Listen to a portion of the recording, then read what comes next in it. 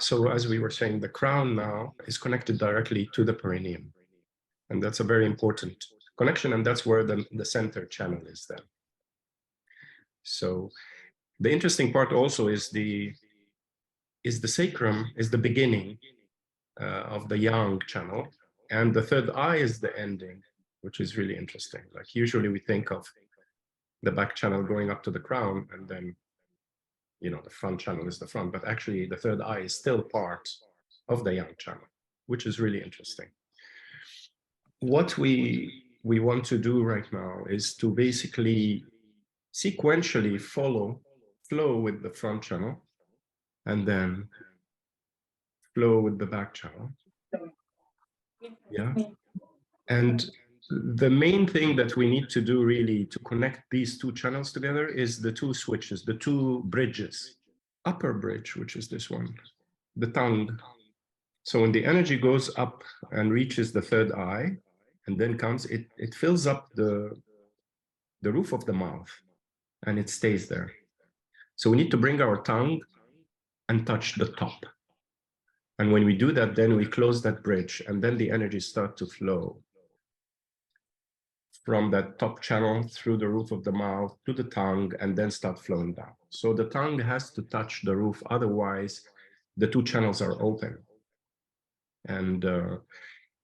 And then when we do like major energetic work, whether it's Kundalini type or any other type, and we don't have the bridge continuous, then we can end up with headaches. We can end up with just energy accumulating in the head, and it can be this uncomfortable. So it's very, or maybe lead to hallucinations sometimes. You know, I mean, there's some syndromes that can appear like psychosis type of things, but they are really just accumulated energy in the higher centers, and the body is trying to digest that and process it. It wasn't ready to receive that much energy. So that's why some of these symptoms can come, and then eventually they go away, but they can cause a bit of discomfort.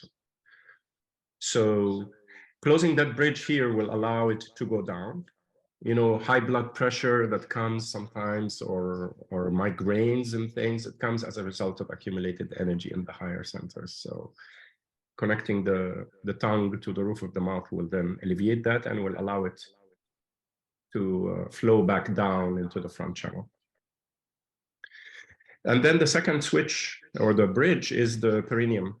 So the perineum is the point right here between the sexual organ and the anus. It's right that point, and if you draw a vertical line, it goes all the way to the crown. And that point is also, there's a lot of muscles there, and if we just gently contract these muscles, just as gentle, nothing too strong, it then bridges the front channel back to the back channel, and then the energy starts climbing up again. Yeah, so that second bridge is really important as well.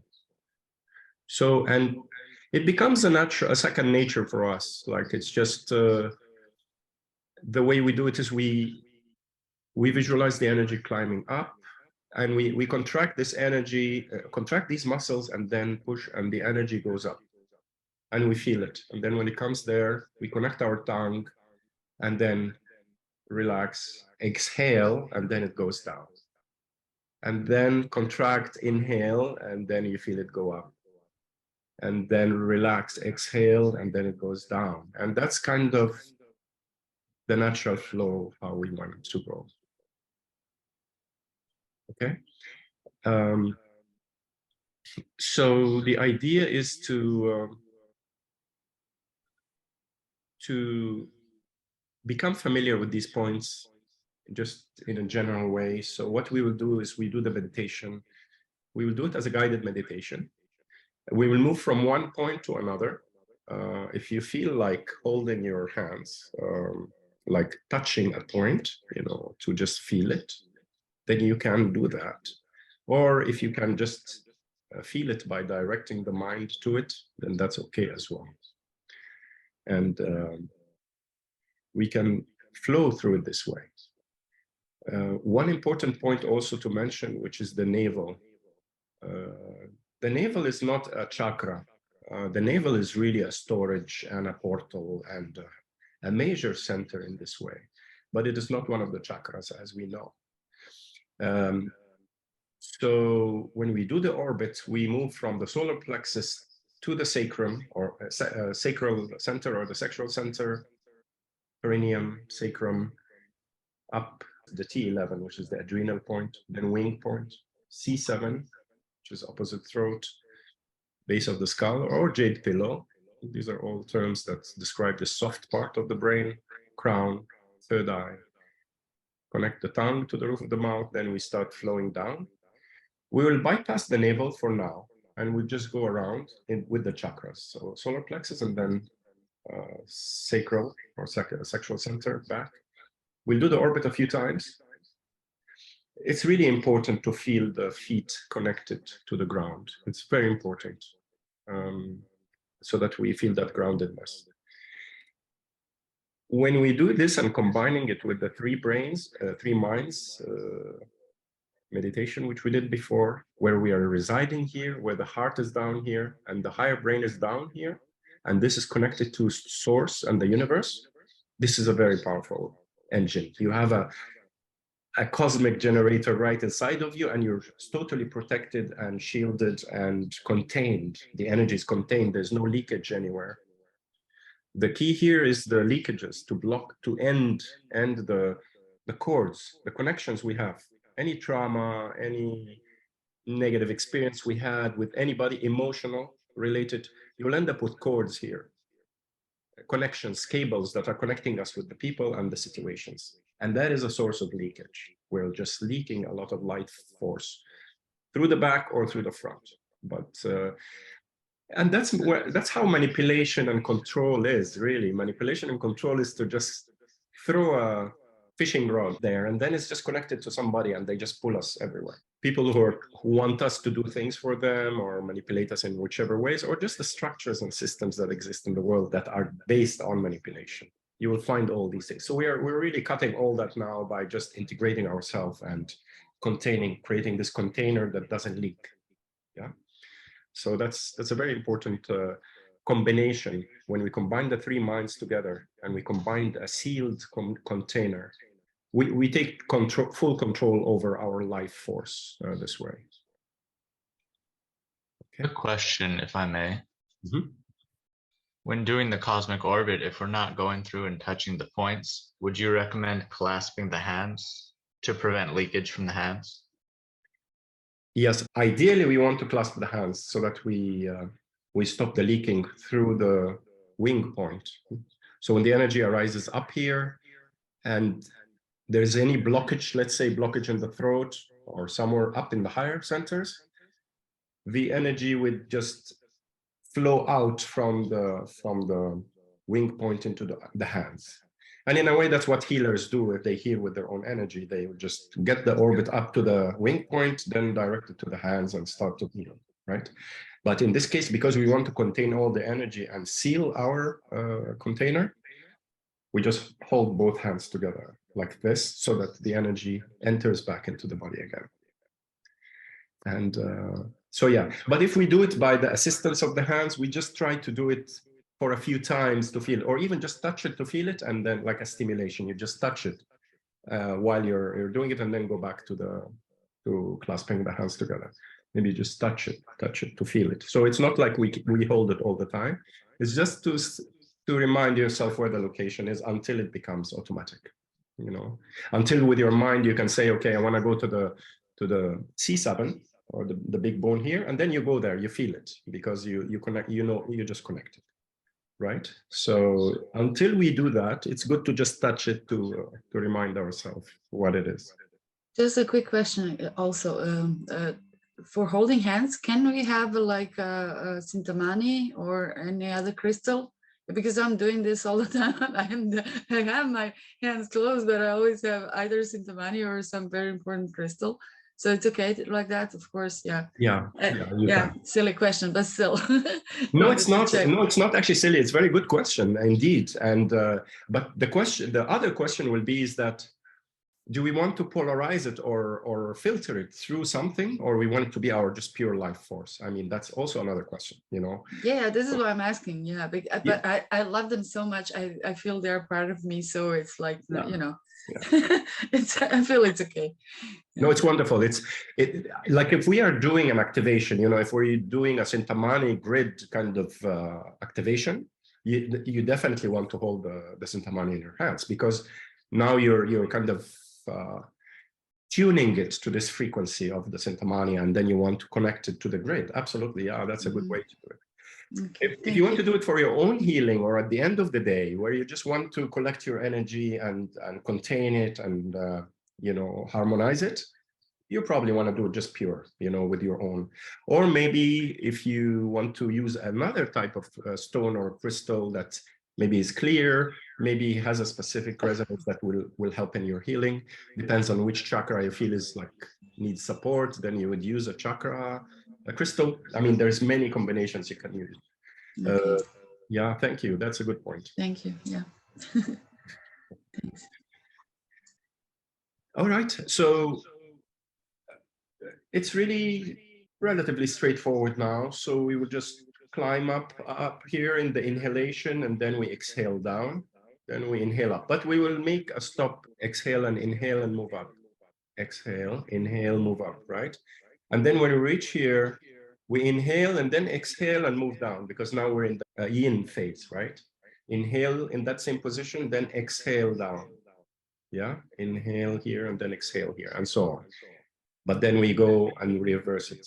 It may seem a little complex, but it will become very natural as we go along. And at the end, we really want to go inhale up and exhale down. You know, that's the whole objective. So it becomes inhaling up, exhaling down, contracting the muscle, inhale up, and then relax and exhale, and it goes down. And just keep going with that, right? So that's kind of what it will be, what we want it to become.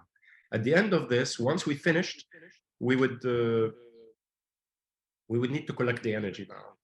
So the way we collect the energies, we will basically just put our hands on our navel, and we start going in circle. Yeah, and there's the directions. The directions are different between men and women at the beginning, because one is yin and one is yang. So we will start in different ways.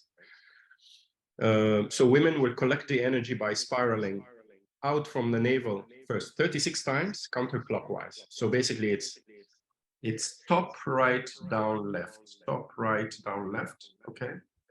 And what we do is it's 36 times in this direction, and then 24 in the opposite direction, as we will see here.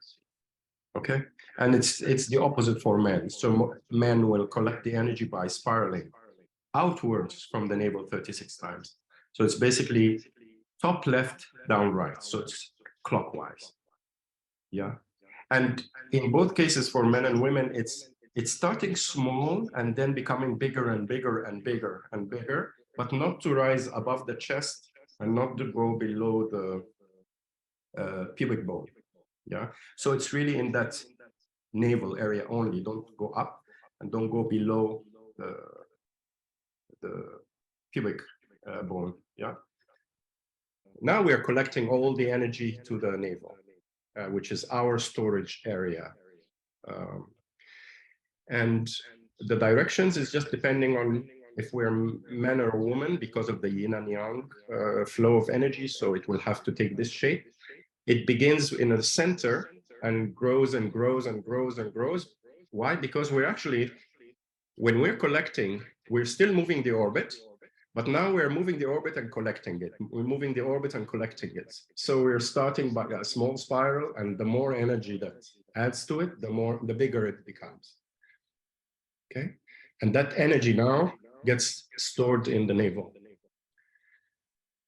And then once we expanded it the 36 times, you will end up with all the energy now collected from the orbit, and like in a larger sphere. After that, we reverse 24 times, and we start from bigger to smaller to smaller to smaller, and you really condense this energy into like a pearl, they call it. pearl, like a really small focused energy ball. And then we store it there and we leave it. And it becomes available for us to do anything with it. You know, if we're into opera, then we take this energy and we express it through our throat chakra. If we're into martial arts, we take it and move it into our hands and feet and the rest of our body. If we are healers, we use it to heal with it. If we're intellectuals and so on, then we start passing it through the third eye and come up with ideas and things. If we are spiritual people who want to explore other dimensions, then we can do out-of-body experiences and astral travels with it, because that ball, then you can send it out through the crown and go traveling and things like that. So there's a lot that can be done with this, but this is really the life force now focus, and we are in control of it. Nobody can take that life force and use it to their advantage, which is what manipulation is what the matrix system is based on. Using our life force out to do the things they want. You know, we manifest for them, we create for them, because they don't know how to create or manifest. So now we're containing ourselves again, becoming whole, and we are in charge of our life force. Yeah. All right, so any questions? Would you have any suggestion on which hand touches the body and which hand goes on top for males and females? The ideal one is to have the left hand on the touching the belly and the right above it. That's usually the way if you're protecting, like if you're collecting. The yang is the protection usually, right? The active, and the yin is the soft, the absorbing. So in this case, because we're really shielding and containing, so you really want to have the soft one inside and the hard one protecting it, right? So that at this point, it will apply both men and women will do it this way. You know, the famous, martial art greeting like this one, you know, when you greet like this or like that. And usually it's like the right hand, which is the force hand, the powerful, the yang hand, is kind of covered by the yin. So it's like hardness, but covered by the softness, you know, like you have soft power, you're in control of your power this way. If you're in a state of war, you will actually reverse it and you will have the softness inside and the power outside. But in our case here, it's not really war as much as it is protection. You're protecting the softer side so that there's no leakage, that's all, yeah? So in this case, we'll put the left hand on the body and the right hand on top of it. And then we just move, so that, because the objective is to seal and contain the energy inside of our body. Appreciate the clarification. Yeah, you're welcome.